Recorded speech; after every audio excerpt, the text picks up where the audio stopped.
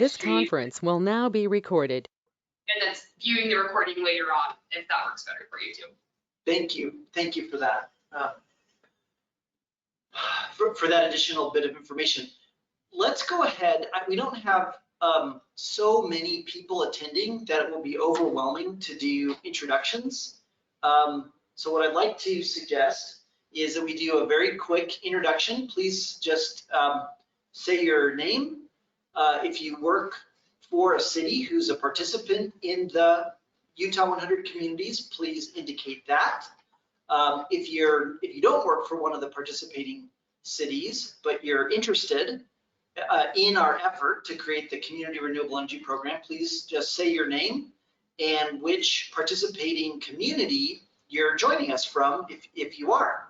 So I'll go ahead and start. My name is Christopher Thomas. I work for Salt Lake City, and I'm an alternate board member on the Community Renewable Energy Agency.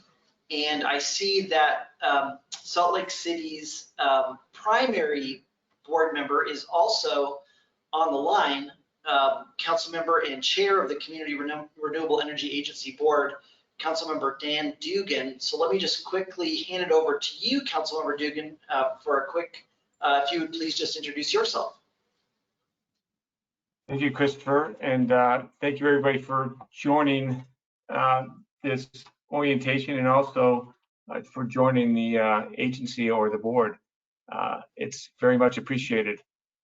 We have a tall mission, but we have a very good mission and a strong purpose in bringing more renewable energy to Utah and to educating and developing that ability here in the state. So I appreciate everybody's energy and passion for doing that. I've been on the board now for a little over, I don't know, a year and a half or so, 2 years. And it's been very exciting to be on this board. Christopher Thomas is a wealth of information, and Emily Quinton is also on this call, and she is another wealth of information. I will say, if you're new to it, don't worry that you feel like you're overwhelmed with all the information and the acronyms and all the other stuff going on. Christopher and Emily can guide you through it. We've all been there. We're just now a few meetings ahead of you. But please ask a lot of questions. You can send us emails if you want to, but please get involved. And if you have concerns or questions, please do feel free to ask them out loud and often. But again, thank you for joining us here, and appreciate and welcome this new orientation class. Thank you so much, Councilmember Dugan. Let me go ahead and invite introductions from other members of the board who are with us in the room, and then we'll go to all of our online participants. Let me hand it over first to Chris Colley. I'm Chris Colley from the town of Alta. I'm Alta's alternate board member. I'm a staff member there, assistant administrator, and I've been helping for about the last year facilitate this communication committee. Great, thanks, Chris. Let me hand it over to Samantha. Hi, everybody. My name is Samantha DeSeelhorst. I'm staff from Cottonwood Heights City, and Cottonwood Heights is alternate board member. I convene the Low Income Plan Subcommittee of the Community Renewable Energy Agency, and we'll be delighted to just share a couple slides tonight about that committee's work. Great, thank you, Samantha. And would you like to introduce yourself? Sure, I'm here in the room. I'm a resident of Mill Creek. My name is Ben Domstead. Great. Thank you so much for joining us today. Let's go ahead to our online guests. Let me hand it over to Councilmember David Brems. Would you please introduce yourself?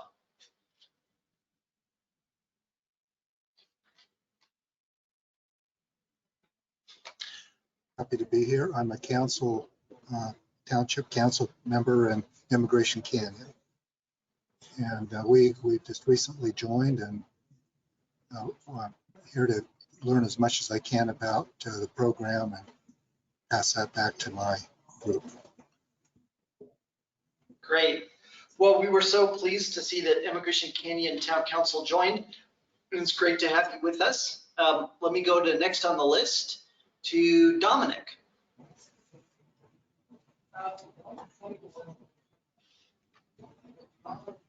I'm Dominic.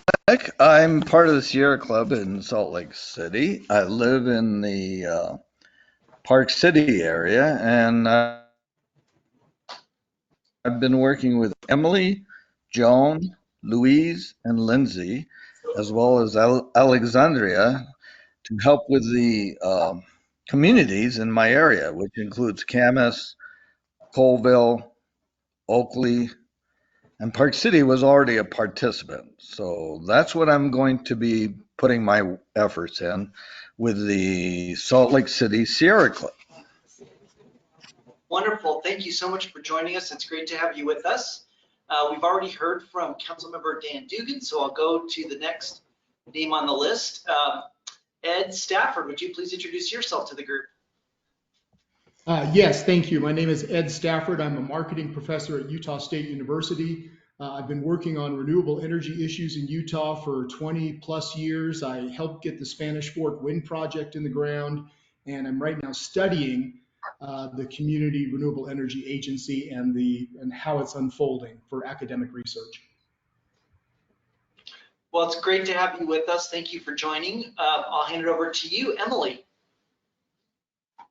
Hi, everyone. I'm Emily Quinton. I'm a staff member with Summit County.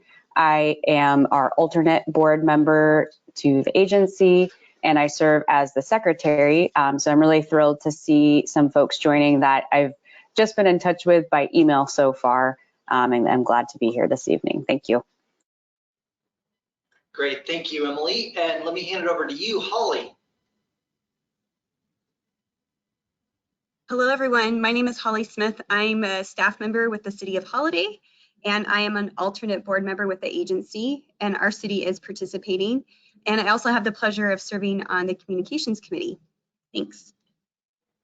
Thank you, Holly. Let me hand it over. I'm not sure I can totally read the name, but I think it's Janine. Would you introduce yourself? Jean.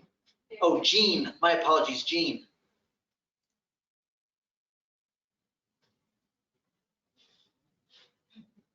I think there's an icon with Jean's name that might indicate that Jean does not have access to audio. So maybe Jean can chat an introduction if they're able to. Thank you, Emily. I see what you mean. Jean, if you would like to introduce yourself to the group, yes, please go ahead and use the little chat bubble feature and type in your name and where you're joining us from, and we'll be happy to read that aloud if you want to do it that way. Let's go ahead to Jeremy. Would you please introduce yourself to the group? Hi, Jeremy Shinoda. I'm a resident of Ogden. Great. Thank you for joining us tonight. Ken, let me hand it over to you. Would you please introduce yourself? Sure, this is Ken Ritchie. I'm a city council member in Ogden, and I'm hoping I can make it through the introductions. I unfortunately have to leave a little early, but yeah, I'm here to learn what I can. Well, thank you so much for joining us, council member. Let me hand it over now to Rochelle. Hello, I'm Rachel Horton, and I'm a staff member for Colville City. Wonderful. Thank you so much for joining us. I'll hand it over to Rick, please. Good evening, Rick Wixom. I'm the town manager for the town of Springdale, and glad to be with you tonight. Thank you so much for joining tonight. I'll hand it over now to Robert. Yeah, good evening, everyone. Robert Pignon with Immigration Canyon. Glad to be on this call with you guys, and I'm an alternate member with David Brems. Wonderful. Thank you, council member. And now I'll hand it over to Suzanne Elger. Would you please introduce yourself to the group? Sure, I'm Suzanne Elger. I am an alternate board member for the town of Springdale, who is one of the participants. Great. Christopher, I think you may have had someone join the very top. Oh, great. Who needs an introduction as well. Carmen, and then caller. Oh, right. So we're just finishing up introductions. Carmen, would you like to introduce yourself to the group?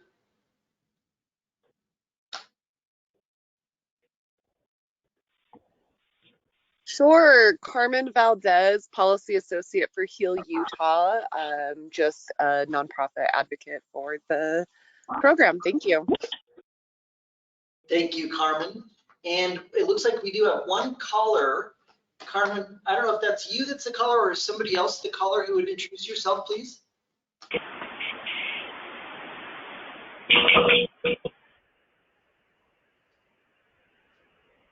We are getting some interference with the individual listed as caller 01. So if you would maybe be willing to, if you have the capability through your phone to chat in your introduction, we'd love to read it aloud. Can you hear me? Oh, no. Yes, yes, we can. Yep. I'm so sorry. This is Jean Evenden. I'm a citizen of Ogden, Utah, who has an interest in this program, and I've never been on one of your calls before, and for some reason, I was getting no audio on my iPad. So I have you on my iPad, but also on my phone. Okay, we can hear you great, Jean. Thanks so much. Thank you, Jean, for fighting through the technical difficulties to join us tonight. Is there anybody else that I missed?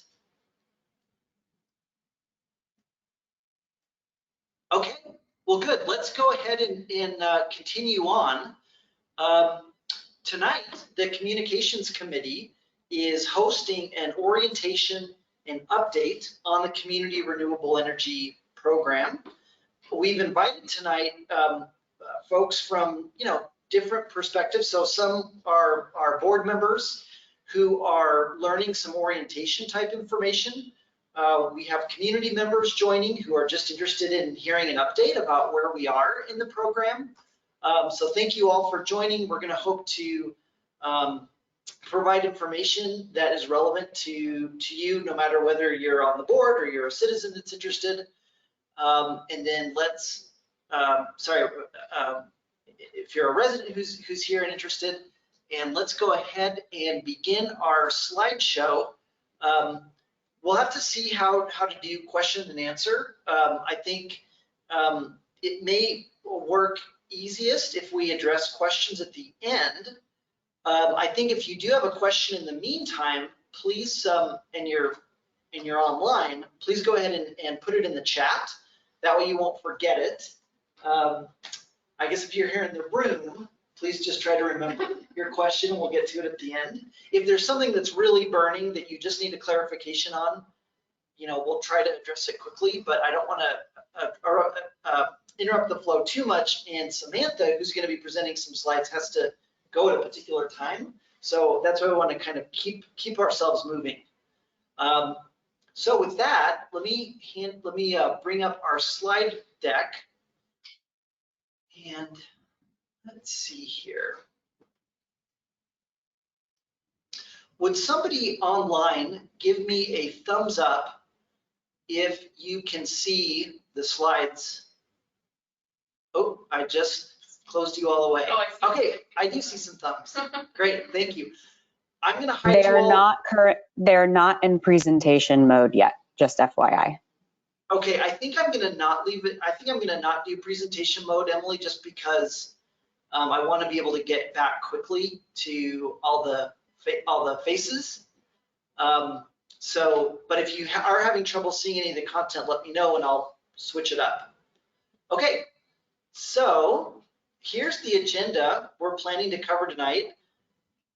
Start with a vision in the background about the Community Renewable Energy Program.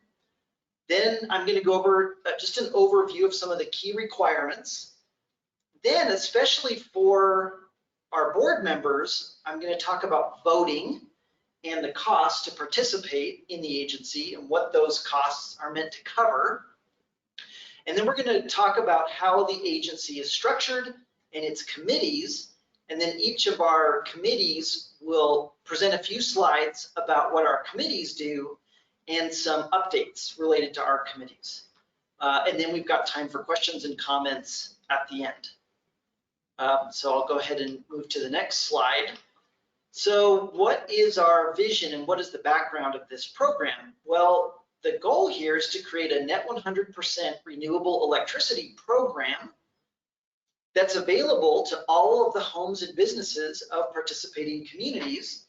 and the date by which we need to meet that net 100% goal is the year 2030.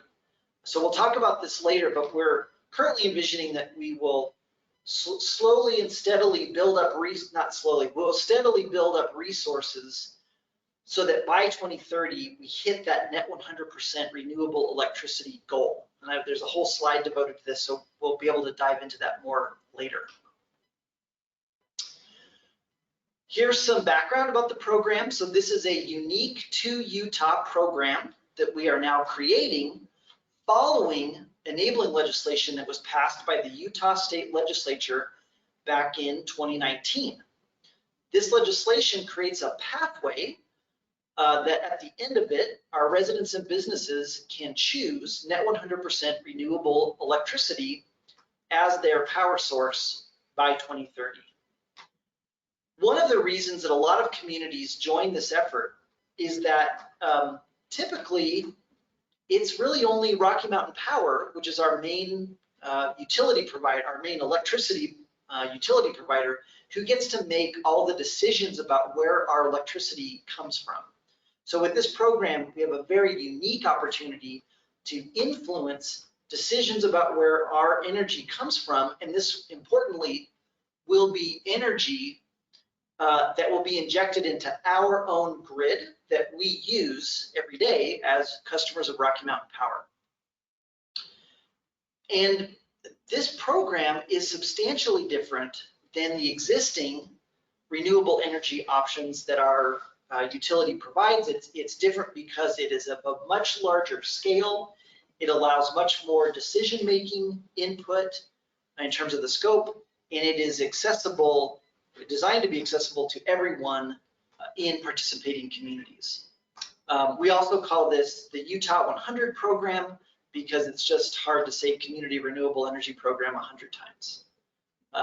So if I say Utah 100 program, that just means the community renewable energy program. Okay, let's talk about some of the key requirements. I'm not going to read everything on this slide because there's a lot here. But basically, on the prior slide, we talked about how the 2019 state legislation created a pathway. Hello. Hi. Welcome. Utah 100? It is. We were sitting in there like, this is not right. I'm so sorry about that, and thank you for joining. We're just now getting into kind of our presentation, so you have not missed much. Okay, should we sit so we can? You can look up on this screen too. Oh, okay. Wherever you're comfortable. Wherever you're comfortable. And I think we'll keep going now, but when we get to questions, we'll provide an opportunity for you to introduce yourselves at that time. Okay, so yeah, so the legislation that was passed in 2019 created a pathway. It didn't create the program itself, just the path. And now we're walking down that path as an agency to get this program up and running. So you can see we started out with governance and board. We were required by state legislation to create a voting structure by which our agency could make a single decision on important issues. We also addressed things like cost sharing for the budget to get the program up and running, how we deal with administrative functions, and our committee structure. So we'll go into all of that in more detail later. The next big bucket is the utility agreement. That's an agreement that each community who wants to participate in this program must sign with Rocky Mountain Power, who's our main electrical utility. And this has to address a bunch of items as required by state law, and it may also address some other items that the parties would like to address in that agreement. Then that is all leading up to the purple bar, which is the program application. And the program application has many requirements about what we've got to submit. This technically will be submitted by Rocky Mountain Power to the Utah Public Service Commission on behalf of the participating communities.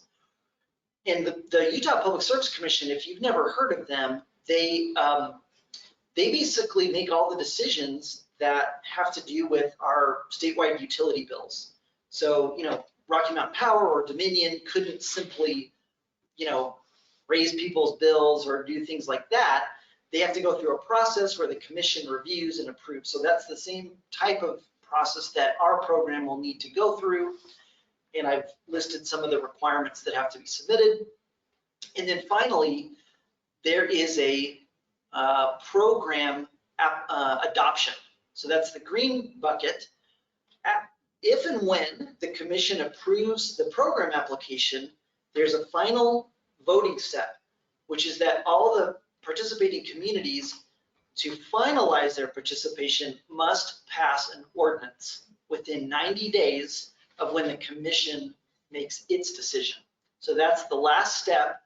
Once a community passes that ordinance, now that community is in, and now the real work of the program can begin, which is mainly soliciting renewable energy resources and picking which ones we want to be built to serve all of our participating residents and businesses.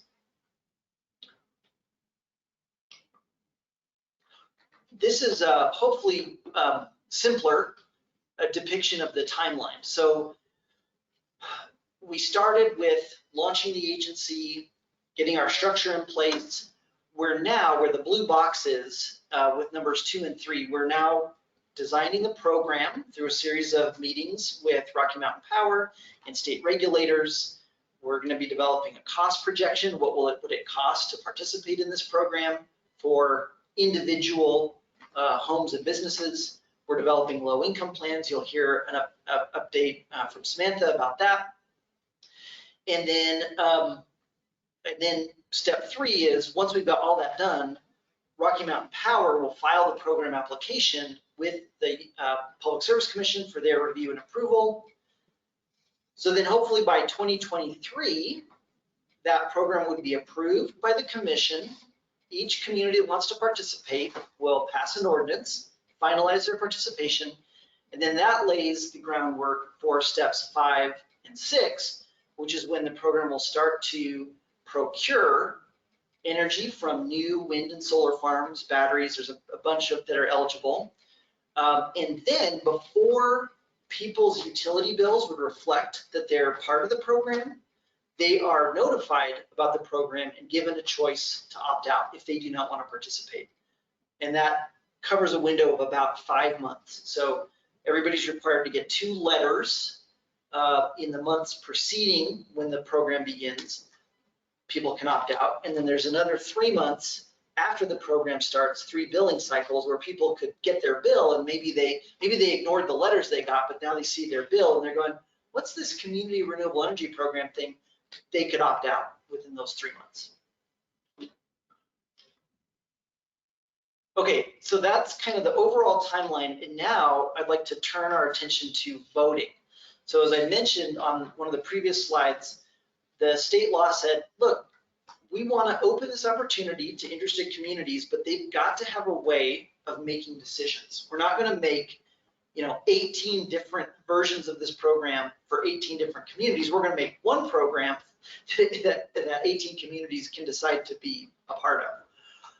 So our voting is a little complicated, but we tried to only make it complicated to the extent that there was a purpose for the complication. So when you zoom out, there's really 2 time periods of voting, and the voting is a little different between them. Pre-implementation voting is while we're getting all the program details designed and figured out. That's pre-implementation voting. Post-implementation voting is after the program is already approved, it's up and running, and really all the communities are doing at that point is looking at procuring resources to hit the target of net 100% renewable by 2030. So in the pre-implementation voting, the blue box, most of our votes are just held as a majority of the participating communities. So what that means right now is we have 18 communities that join. A majority vote would be 50% of those plus 1. So it would be 10 communities vote for a motion, it would pass. However, there's an important caveat, which is that any 2 participating communities may call for a weighted vote. And in that case, it's not a straight majority of communities. The vote is weighted by something called the participation percentage. And I'll talk a little bit more about that in the next slide. But that participation percentage changes a little bit over time. Once the program is up and running, it's implemented, we move over to the yellow box, the post-implementation voting. There's a few special kinds of votes that are identified. One is, well, what if somebody wants to change the way the program works? Now remember, the program's already been approved. It's gone through all of these different reviews and votes and approved at the state level and so forth. So changing a program element after the program is implemented is very hard. It requires a supermajority vote of all the participating communities and a supermajority of all the participating electric load. So 2 votes required, supermajorities of both. We don't anticipate that hopefully happening unless it's absolutely critical. The real votes that the agency board will need to make are all about procuring new resources. And there are 2 ways that that can happen. So before any new resource is procured, the board will evaluate what would be the incremental cost impact of a new resource. If it's less than 10%, then it's just a majority vote of the communities and a majority vote of the participating electric load. If the incremental cost impact of that resource plus all the other ones that the program has acquired would be 10% or higher, then the vote becomes a lot harder. There are 2 votes required, supermajority of participating communities and a supermajority of the participating electric load. So very difficult to procure a resource that would have a more than 10% impact on rates relative to what they would have been without the program. And then other votes, again, majority of communities with the option to call for a vote weighted by the electric load. I think we've covered most of this. Let me cover what the participation percentage means. Originally, there's something in our founding document called the original weight. And this both applies to voting and it applies to cost sharing, both. So we took all the eligible communities, the 23 that were originally eligible, we said, what are their populations and what are their electric loads? And we averaged those 2 factors together, and based upon that came up with this original weighting. So communities like Salt Lake City that have a higher population and a larger electric load got a higher original weight, which meant we got more weighted voting power, but we also had to pay more of the budget. And that seemed like the fairest way that we came up with among our collection of folks to do it. But then that original weight changes over time. One of the ways it changes is based upon payment obligations. And this goes into something called anchor communities. I'll talk about that in a moment. There was a concern that said, okay, well, wait a minute. If my community is supposed to pay, say 12% of the total, but then some other community backs out, well, now, wait a minute, I now need to pay more like 15 or 16%. So we've dealt with that issue by finding some anchor communities who would say, you know what, it doesn't matter if anybody else participates, we're in, we're gonna cover up to a certain max. And then if others come in to join as well, that's great, that's what we want. The anchor share of the payment will go down as others join in, but if they come in or if they exit later, the anchors are saying, yeah, we're in it, we're gonna cover the cost if needed. And so the phase 1 participation percentage factors in the fact that those anchors are paying more, and so they get a little bit of extra voting weight. Then the same thing happens with phase 2. I mean, you could have communities coming and going, so that's why phase 1 is different than phase 2. And then after the implementation, the participation percentage becomes the actual participating electric load in the program. So say Salt Lake City, when we started, we had this really big load and population. Say for whatever reason, Salt Lake City residents turn against this and they say, oh, we don't want to participate. So the load that's actually in the program shrinks. Well, Salt Lake City's voting share will also shrink along with that. So that it's complicated, but there hopefully you can understand a little bit, what we were shooting for and why some of those complications are in there. Trying to make it fair for those who are participating. We recalculate our participation percentages before each board meeting. I know you cannot read this, but suffice it to say, you have here listed all 23 communities who were eligible. 18 communities joined as of the participation deadline, which was May 31st. So for those 18, you'll see there's a green box, and within the green box, it shows what their weighted voting participation percentage is. And you will see Salt Lake City has quite a large voting percentage, about 55% right now. Now, I think I don't like the fact that Salt Lake City is at 55%. It does partially reflect that Salt Lake City is contributing a lot of funds to support the effort. Salt Lake City, nevertheless, could not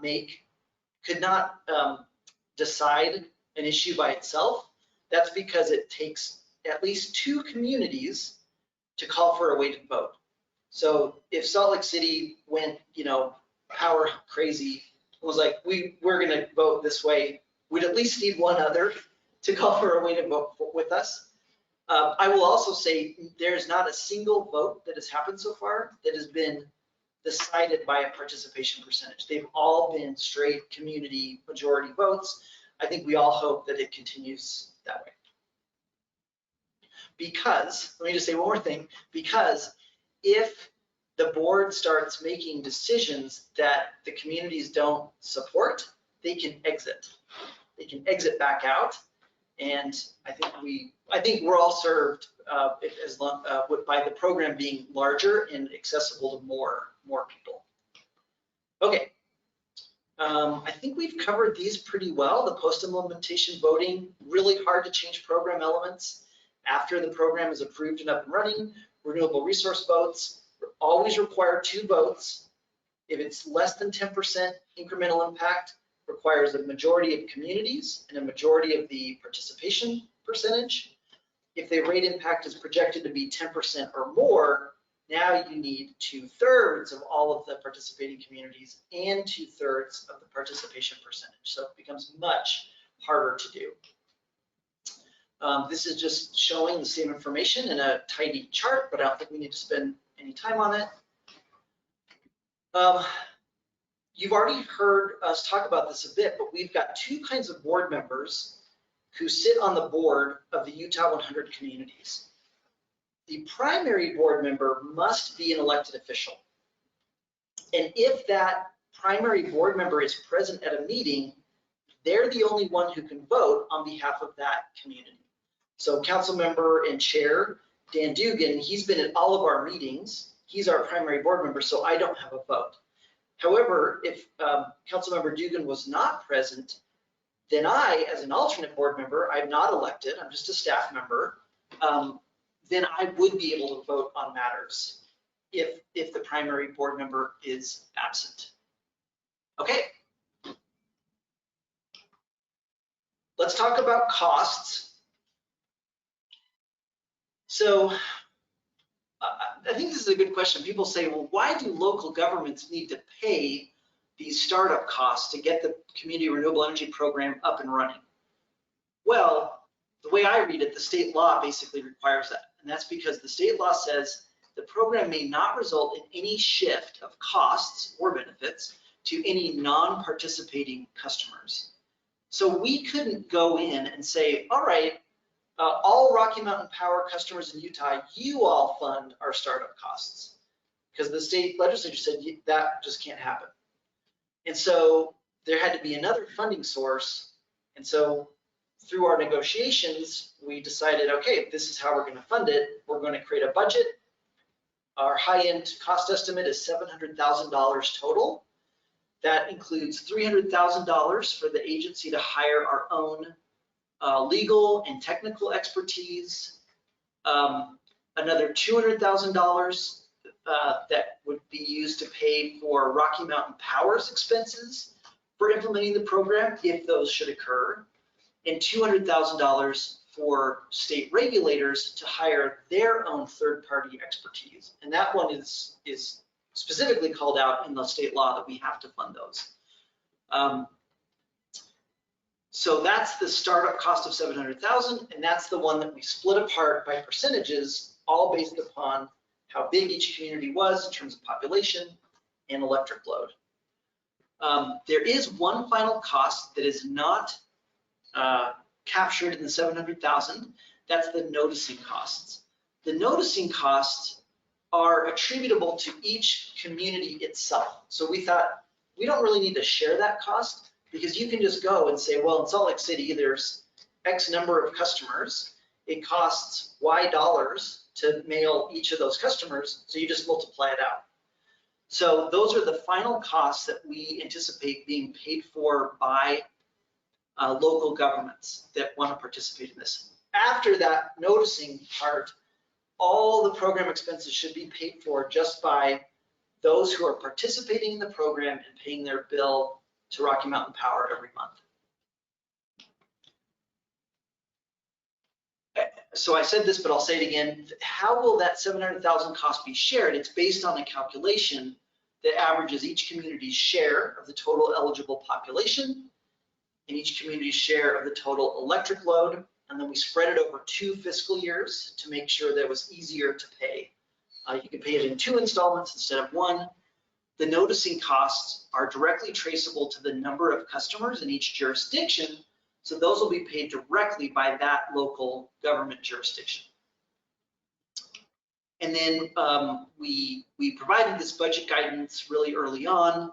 Apologies that for Colville, we never received the number of customers, so we could not calculate out the estimated noticing costs. We've now, I believe, gotten updated customer counts, so we will calculate those, and we'll calculate them for Colville, but we'll recalculate them for everybody. This will change a little bit from year to year, right? Like everybody's talking about inflation. The cost to send a mailer is probably going to be greater, next year, and the number of customers will change. So these will recalculate, but these are a good, I think, order of magnitude, right, of what those costs, those noticing costs will be. Those are in the rightmost columns. Okay, cost sharing. Well, actually, you know what? We don't really need to cover this because we've already got our government. Well, actually, no, I should cover this because some could exit. Okay, will the cost for my local government change depending upon what other local governments decide? So let's say Salt Lake City decided, no, Salt Lake City, we can't. Let's say Cottonwood Heights decided to pull out of this agreement. Would everybody else's costs go up? No. And that's because we developed this concept called anchor communities that make an anchoring financial commitment. So yes, the anchor's financial commitment will change a little bit, but everybody else's will not. So, and I don't need to probably go into the payments too much, but the way it works is we've got a phase 1. Payments are made. Then depending upon what shortfall there is for the anchors to take up the slack, then, so that first payment is in July, then the anchor payment is the following October. So do we have a shortfall after July? If yes, anchors make an additional payment in October. We do that for phase 1. Then we also do that for phase 2. So this July 31st, the phase 2 initial payment deadline hits. We'll see, has anybody exited or other stuff like that. If there's depending upon what that tells us, that the anchors make payment in October. For the remainder, the one exception to this is counties. County anchor payments are not due until January, and that's because they're on a different fiscal year schedule. This is how the anchors work. Imagine you've got 4 communities who are eligible, and community B decides not to join. Well, then community A as an anchor, their financial commitment grows to absorb the commitment that B did not pay. Again, here are the payment dates. So for those communities that just joined by the end of May, they should be getting their invoices. Either hopefully they've gotten them or we need to send them soon. By July 31st, is when the phase 2 initial payments are due. By October, for the cities and towns, they need to make their anchor payment adjusted for phase 1 actual payments. And then by January 31st is when the anchor payment for counties would be due.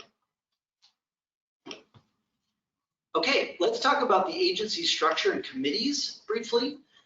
This is a quote from our founding agreement document. It is the intention of the parties that the officers of the agency will periodically be elected as set forth in the bylaws, and that each party will offer qualified employees to serve as potential officers in order to equitably share administrative burdens and costs. So this is what's known as a cooperative. Our intention was not to create a brand new organization with its own staff and lawyers and accountants and all this sort of stuff. We wanted the communities themselves to perform those administrative duties, and then we'd hire consultants as needed using our budget. So you'll notice that that's reflected in our officer positions. So for example, Mill Creek volunteered to be the treasurer for the agency. So they handle the agency's accounting and payments, all the checks, participation payments go to Mill Creek. Emily Quinton, our secretary, along with some help from Mill Creek, helps do our public noticing and record keeping.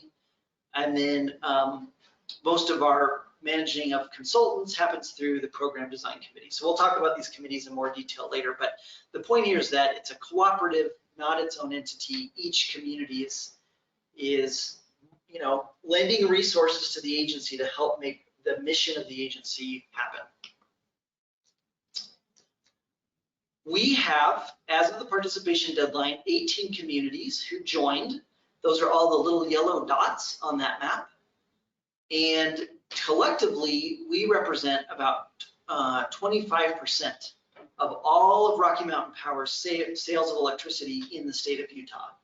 So we're a big chunk of the electric load in the state of Utah. You can see all of our cities, towns, and counties listed from north to south. And you can see the total, the breakdown of residential load versus commercial versus industrial. So that's just some of our statistics. And then here's how we're organized. So the Community Renewable Energy Agency is this interlocal cooperative group. There are 18 communities who joined, and we have hired outside counsel and through them an energy consultant who are helping guide us through our negotiations with Rocky Mountain Power. We have a board of directors. As I said before, there are 2 board members that can be appointed per community, the primary and the alternate. We meet monthly, typically on the first Monday of every month. In July, we're actually meeting on the second Monday because of the July 4th holiday. Our officers are Chair Dan Dugan from Salt Lake City. Our vice chair is Councilmember Angela Chaberka from Ogden. Our treasurer is Mayor Jeff Silvestrini from Mill Creek. And our secretary is Emily Quinton from Summit County. And then we've got 3 committees that really do the work of the agency and then bring that work back to the full board for approval. So I help convene one of these committees. That's the Program Design Committee. You can see the communities that are on that committee under there listed. Then the Low Income Plan Committee. And Samantha will talk more about that committee, and the Communications Committee, which Chris will talk more about. So with that, let me hand it over to Chris to talk about the Communications Committee. Thank you, Christopher. So the Communications Committee, we meet once a month. We have 4 communities participating on our committee: Alta, Cottonwood Heights, Salt Lake City, and Holiday. And then we have the kind of the key functions of the committee listed here, and these are really pulled right from our what I'll call our enabling resolution 21-09. Primarily, we update and maintain a variety of communications channels. We have a website which is constantly being updated and added to. That's utah100communities.org. You can go to that website and find all sorts of information about the organization. this and other slide decks prepared by Christopher Thomas and other experts on the program, information about the board and our public meetings, etc. We have a monthly MailChimp newsletter, which I encourage you all to sign up for if you're interested in the program. Many of you might already be on the mailing list for that. We have Facebook and Instagram accounts, and we're working on some other channels.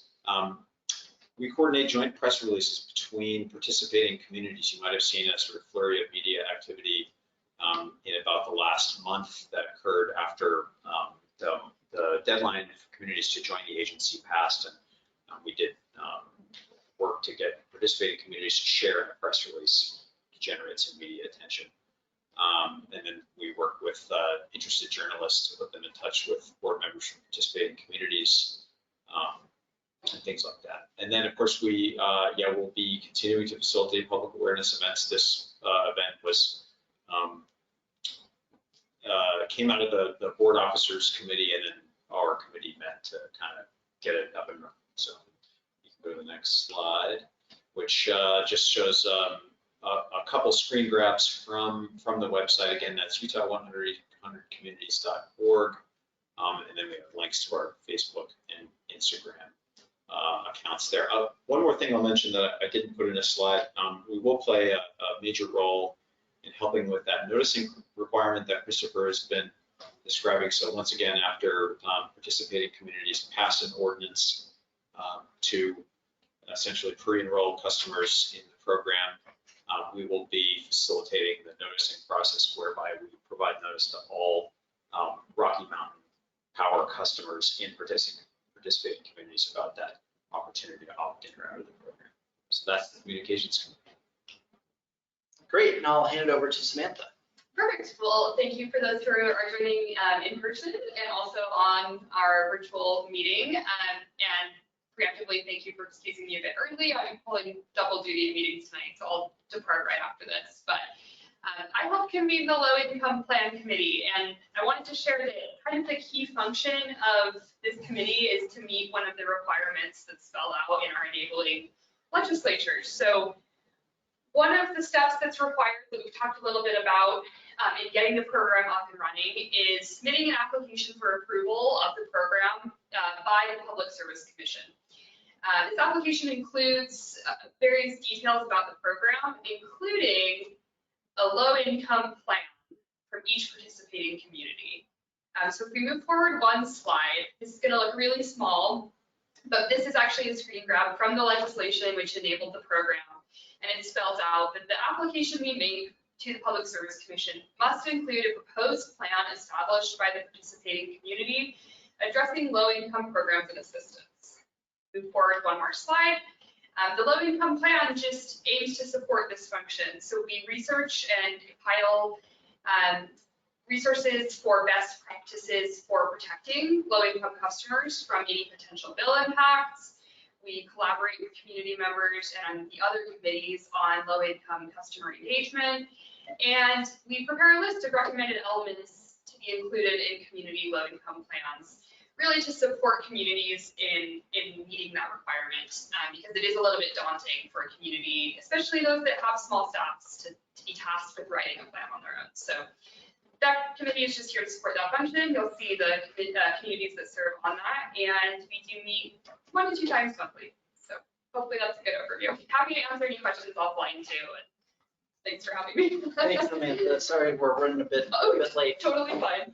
Okay, and then I'm going to talk about the Program Design Committee. So again, my name is Christopher Thomas. I work for Salt Lake City, and I help convene the Program Design Committee. Here's some of the basics about this committee. So we work on program design matters with Rocky Mountain Power and also state agencies.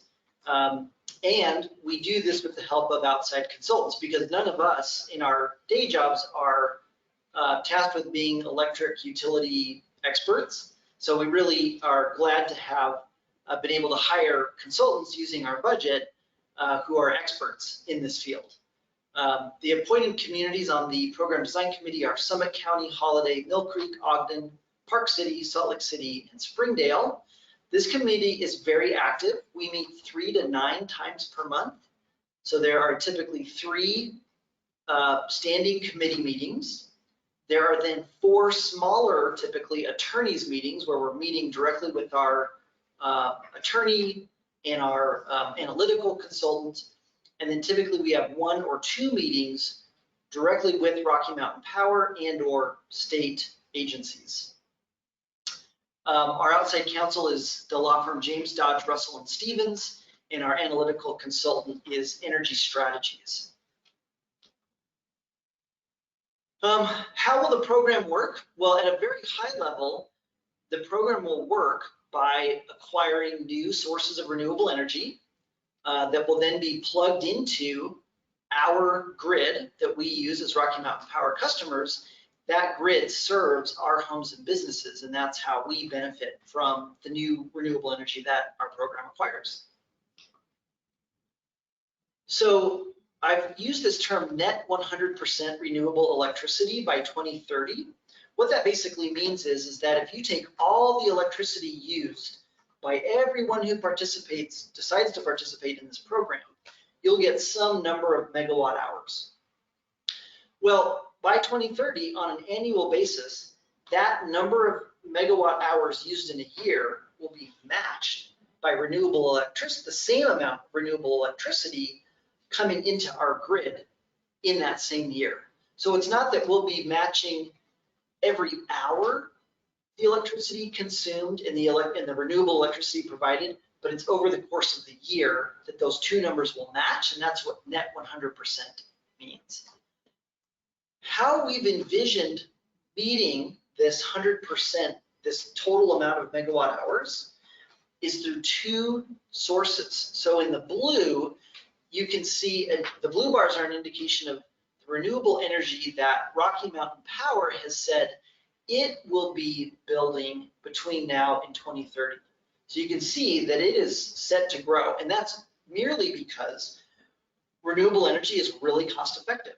And so as it's more and more cost effective, Rocky Mountain Power has a state obligation to provide the lowest cost adjusted for risk resources that we pay for on our electricity bills.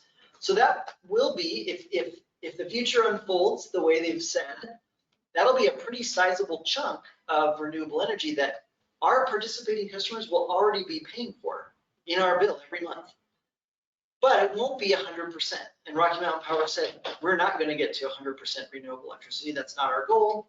We're not going to do it, certainly not by 2030. So that's where our program steps in and wants to acquire new resources that will be considered program resources.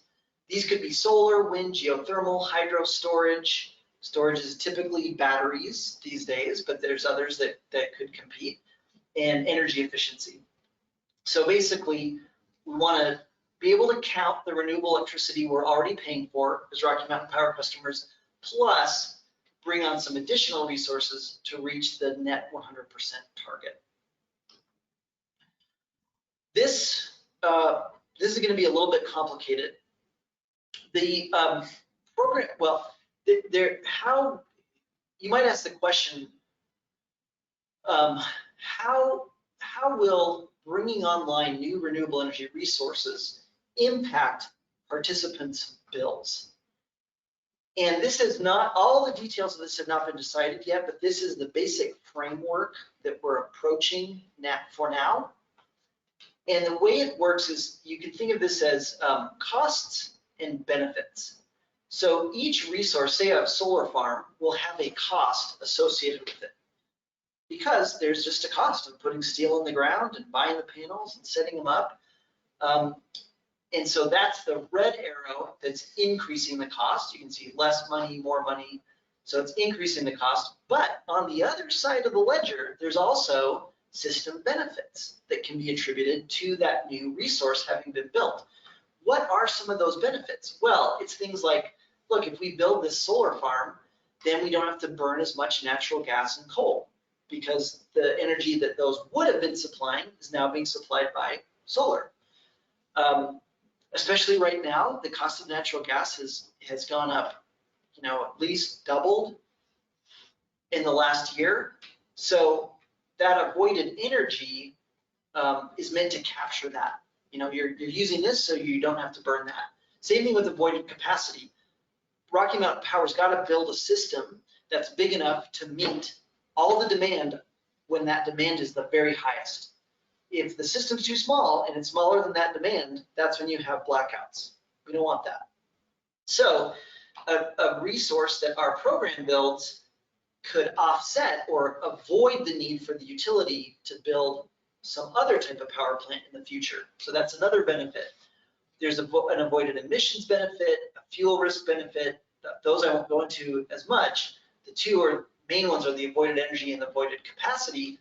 If you add all those system benefits together, well, in one instance, the benefits you get might actually exceed the costs, in which case you'd be left with a net benefit, this purple. Or if the system benefits don't quite match the cost, you're left with a net resource cost. If there's a net resource cost, that's what will ultimately drive a potential bill impact of this program on people's electric bills. And that will be, could look a little bit different whether you're a residential customer, a commercial customer like the red storefront, or an industrial customer. They all have their bills all look different. And so the way this net resource cost would appear on their bills might be a little different. I think that might be the last slide. So I will say one of the things we're really working with, or the agency's the program design committee first is trying to figure out is, would we be comfortable just forecasting what energy will cost into the future?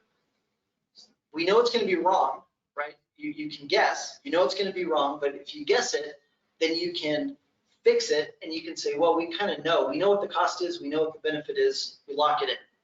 Or do we let it float and we say, gee whiz, natural gas is like 4 times more expensive today than it was last year.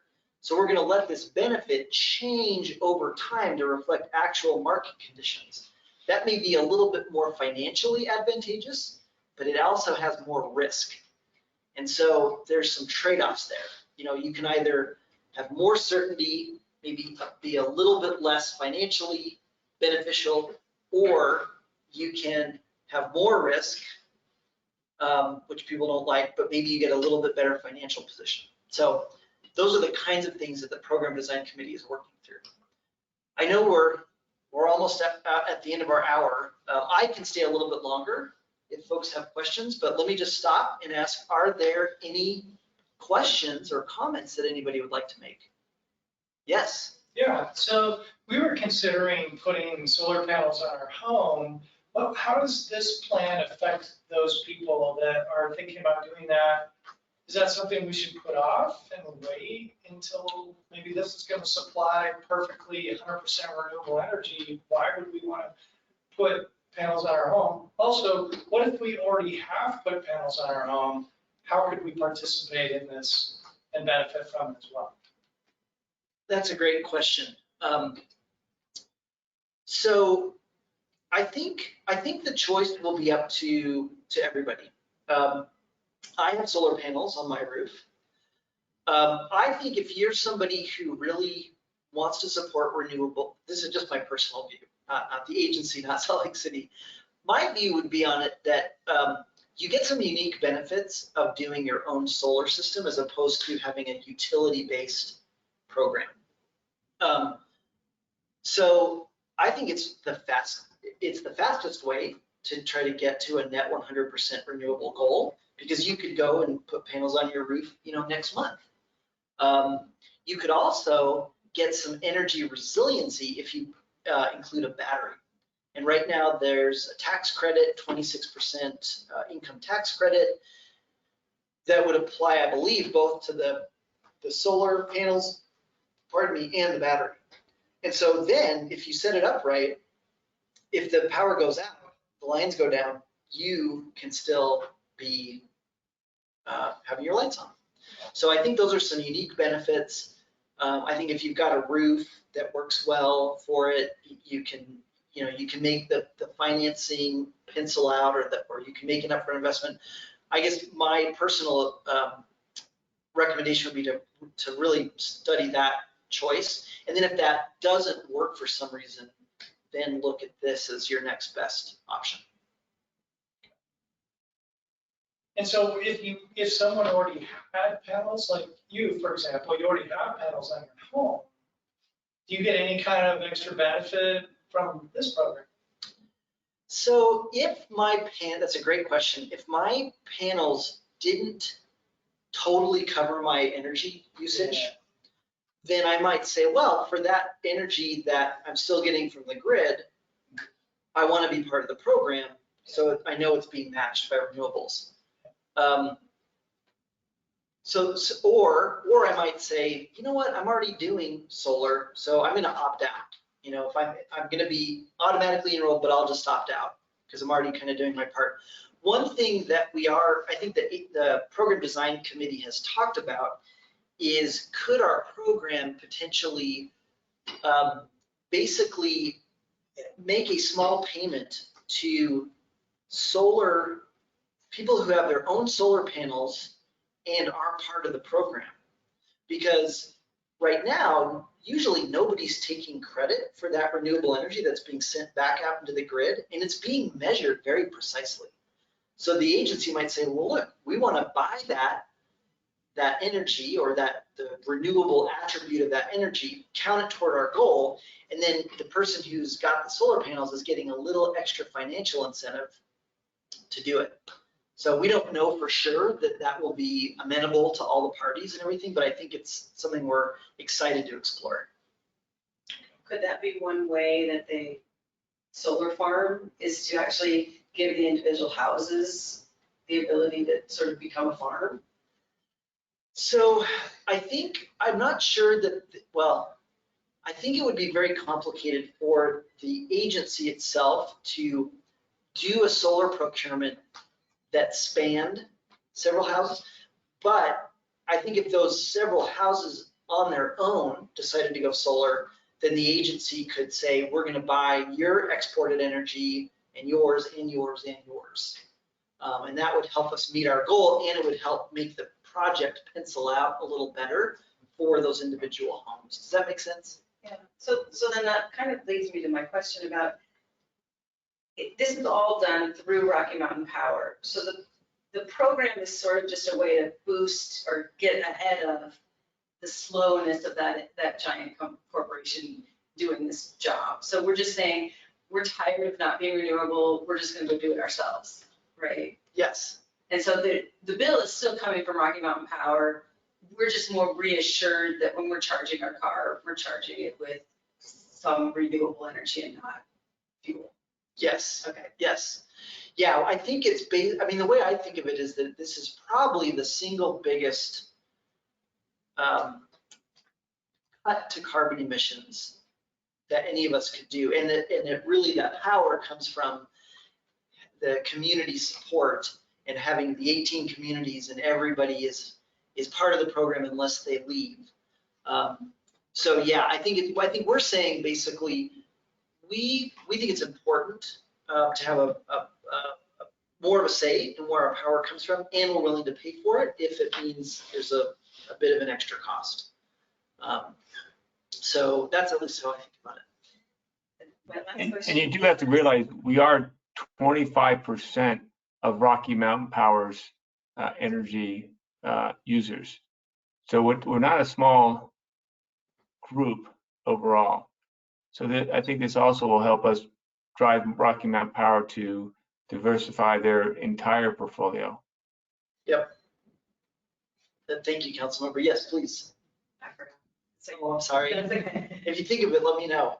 I have other questions for you, but we have to actually go to another meeting. Oh, great. So I think I'll just contact you. My name's Great. Jessica. Jessica, thanks for coming. Are you on our email list? No, I got this from the holiday Facebook. Oh, great. If you'd like to be on our monthly mailing list, go to our website at Utah. Yeah. You got that? And there's a little subscribe. I'll do that. Thank you so much for coming. Thank you. All right. Thank you all. Any other questions from those online? Yes, Ed Stafford, I have a question. Yes, please. You know, one of the issues about renewable energy that is a real benefit is that it's price stable. And so this is I guess, a question for the program committee. Is there some thought about that if the rates are higher for the community renewable energy program, that one way to encourage people to stay with it, to not opt out, is that if they could get some kind of long-term guarantee that their rates wouldn't change, say, over 5 or 10 years? Is there a thought on how that might be a way to encourage people to stay with the program? Yes, yes, Ed, thank you for mentioning that. Yes, so I think the way that gets implemented is maybe a bit complicated, but the thought, at least the framework that we're starting with, is that well, basically, Rocky Mountain Power has a dispatch model. And so they would say, well, given the system that we're planning to build, given the system as it exists today, plus what we're planning to build, here's how much fuel we're burning each year over the next 20 years. Here's how much coal we're burning, all this kinds of stuff. And then they'll say, that's business as usual. But now if the program comes in and builds a 100 megawatt solar farm, how does our dispatch change? So where now our natural gas plants are not burning as much in the middle of the day because the solar farm is outputting at that same time. And so the thought is that that benefit is captured on day one. Well, there's two different ways to do it, but is captured as an avoided energy value. So basically, we'll know on day one of the resource what it costs. And then the question becomes, what is the benefit, the offsetting benefit of that in terms of avoided, say, burning of fuel? And so if you forecast that ahead of time and you say, okay, over the next 20 years, we think this is what gas prices are gonna do, then we just roll it all into one avoided energy value, and we basically now have everything fixed. Or we could let the energy value change over time, but so when natural gas prices are really high, this avoided energy becomes bigger, therefore the net resource cost becomes smaller. Or if there's a new flood of new natural gas wells that are drilled or whatever, and it becomes really cheap, then this avoided energy value becomes much smaller. And then the net resource cost would become higher. So in any case, yes, I think that the structure that we're examining attempts to account for the fact that any resources the program would acquire would be pretty much a fixed cost. There's no fuel cost. And then we want to apply against that cost the savings of energy so that we end up paying a pretty, hopefully, small net resource cost to be in the program. I hope that answered your question, but I know we've emailed back and forth, so I'd be happy to talk to you about this in more detail offline. Great, okay, thank you. And the reason why I bring it up is because I'm already kind of thinking ahead as to how we can keep people in the program. If I'm at the public utilities meeting that you had a couple of weeks ago, it was mentioned that the rate could be higher than the standard rate. And so again, I'm a marketer, and so I'm always thinking about what do consumers want. And one of the things that I think would be very beneficial for consumers is that if they chose to stay with the community renewable energy plan, that if they knew that their rates were locked in for a long-term period of time, that would actually be a benefit that people will want to stay in. So, and they did this in Texas with significant success from what I've studied. And so I'm excited to see that if we could implement something similar to that, that could be a way of preventing people from wanting to opt out of the program. Got it. Thank yes, you. Let's talk more. Thank you very much. Other questions? And then probably we should only do one more so that we can wrap up by 6:30. So I'll throw out a comment more than a question. So my name's Ben. Sure. In person. The comment would just to be to say thanks. I've been seeing all the hard work that everybody has been doing from the communities. You guys have been doing lots of stuff over a long period of time. Really appreciate it. I think the work that you're doing is really important, and it's really important to get right.